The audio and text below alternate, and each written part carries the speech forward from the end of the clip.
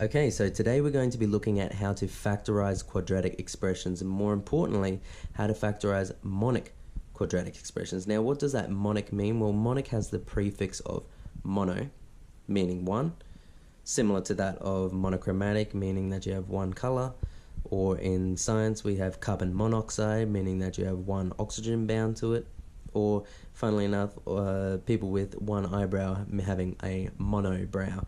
Now, how is this going to relate to our quadratic expression? Now, if we look down here, our monic quadratic expression is one that is in a quadratic expression of ax squared plus bx plus c, but the a value must be 1. So that's where the reference of mono, meaning that the a value will have to be 1 for this particular way of solving. If you don't have a monic quadratic expression, that's perfectly fine. We'll just be taking a different route, which will be in an upcoming video. Now, the other important information that we're looking at is a trinomial. Now, what does a trinomial mean? Well, it has the prefix of tri, meaning 3, and 3 meaning the 1, 2, 3 terms in your expression. So as you can see, the question that we have today is factorizing the following: x squared take 2x take 8, which is in a quadratic trinomial, well, monic quadratic trinomial expression. So we have got the 1, 2, 3 terms. We've got our a value being 1, and it is in the form of ax squared plus bx plus c. Now, just in case you've come to the video and you do not have a trinomial, we've got a quick solution for factorizing with just simple monic quadratic. So you can still see that the a value for this is 1. However, we don't have 3 terms. Now, luckily for you, this is the easiest version, because all we're going to look at is what is a factor that is similar in both the terms that we have in regards, and you can see that there's not a common number in this one. So we're going to be looking for the variable, and luckily for us, they both have a common variable, and that common variable is x. So we are factorizing out the x, and inside brackets we are going to place what is left over once we divide all of our terms by what we have factorized out. So if I divide x squared by x, I get x, as x times x equals x squared, and if I divide negative 4x by x, I am left with the negative 4. So factorizing simple monic quadratics is just a matter of looking at your two terms, finding either a number or a variable, or a number and a variable that you can bring out the front of brackets, and whatever's left in the brackets is just your original terms divided by what was brought out. So let's work on factorizing this particular quadratic expression.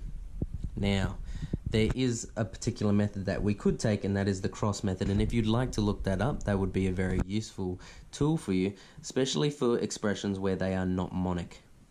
But for this particular one, we can simplify it down a little bit and we can solve without the cross product, but we're still doing a little bit of a manipulated way of that method. First step that we're going to be taking is we're going to be looking at our a value term, which for you will always be 1 if you're looking at a monic quadratic expression, and we're looking at our variable. And luckily for us, our only set of factors for this one will be x times x to give us x squared, and you'll get something very similar yourself depending on what variable you have. Now, those variables will be going straight into our answer, so I can start to do up our solution, which we will always have for factorizing these trinomial monic quadratic expressions. We will have a group of 2 brackets. Now that is so that we are able to multiply out to get our squared value, multiply out multiple terms that we can use like terms to form our variable in the middle, and then we will have some constants that will perform the last constant at the end.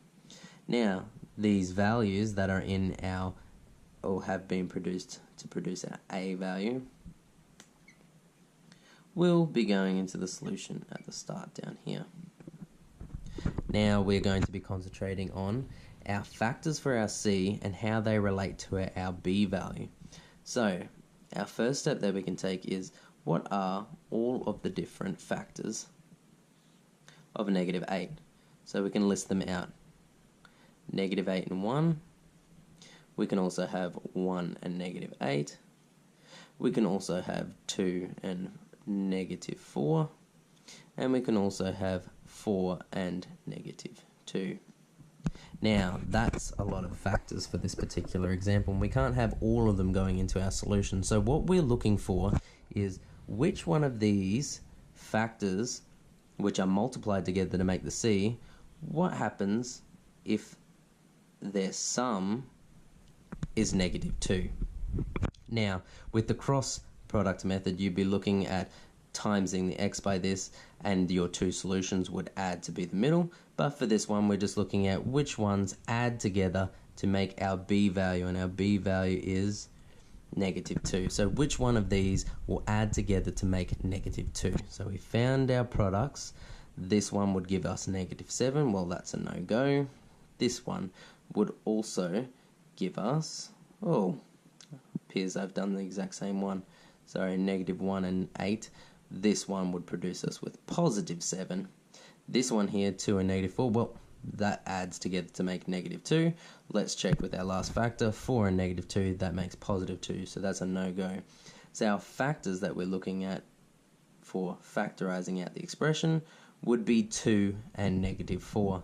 And so those solutions, along with the ones that you've gotten from your x, will go down here. So we've got positive 2 and we've got negative 4. Now, this may seem like an odd process, but it's definitely one that we're going to be able to do with practice. Finding the factors that you're working with your C value, and then seeing which ones will add together to make your B value. Now, we're not going to just take that is the correct solution.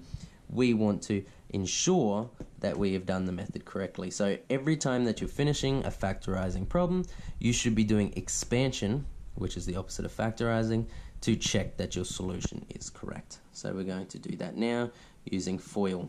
So we're going to multiply the firsts together. We're going to multiply the outers together. We're going to multiply the inners together, and we're going to multiply the lasts together.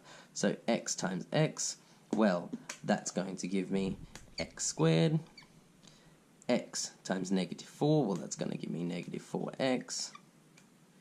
Plus 2 times x is going to give me positive 2x. And 2 times negative 4, well, that's going to give me negative 8.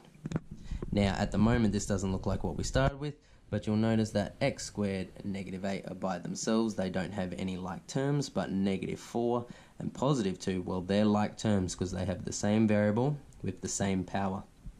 So x squared is going to remain the same, negative 8 is going to remain the same, and negative 4x plus 2x gives us negative 2x. Now, you should notice that that is where we're starting up in green. X squared, take 2x, take 8.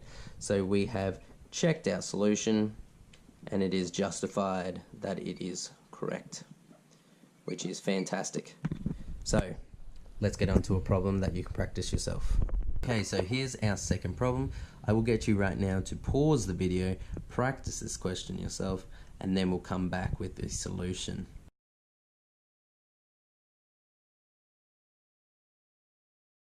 Okay, so hopefully you were able to pause the video then and gave that a bit of a crack. Let's try and see if we can solve it using similar steps to what we were taking before.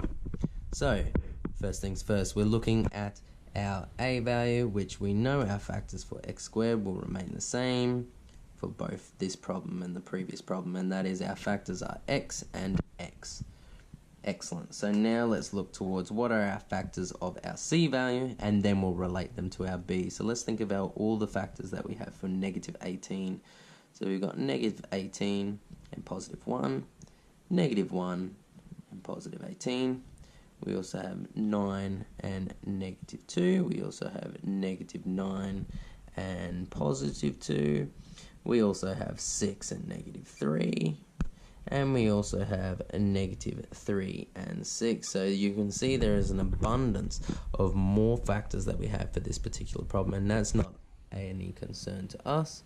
We are just going to try and narrow it down by finding which one of these sets of factors will add together to make positive 7. So which one of those will add together to make positive 7? Well, I'm going to rule out that the top two are way too large and aren't going to add to positive 7. Let's have a look at 9 and take 2. Well, that seems to fit our criteria quite nicely. Positive 7, let's keep going along. Negative 7, positive 3, negative 3. So we found our factors 9 and negative 2. Now, since there is only one set of solutions, I would recommend that if you make your way down to here and find your solution, you are ready to go. You're fine to factorize from that point onwards. But I guess to cross these out is always a good safety check. So let's try and develop up our solution for this, and that is producing our sets of brackets. We're going to take our x variables and put them inside as two of the terms, and we're going to take our two that we have found, 9 and negative 2, and that's positive 9 and negative 2, producing x plus 9 and x take 2 as the factorized solution for x squared plus 7x take 18. But again, we're not going to take it as face value. We are going to check our solution and make sure that it is correct, and we're going to do that by expanding out our expression.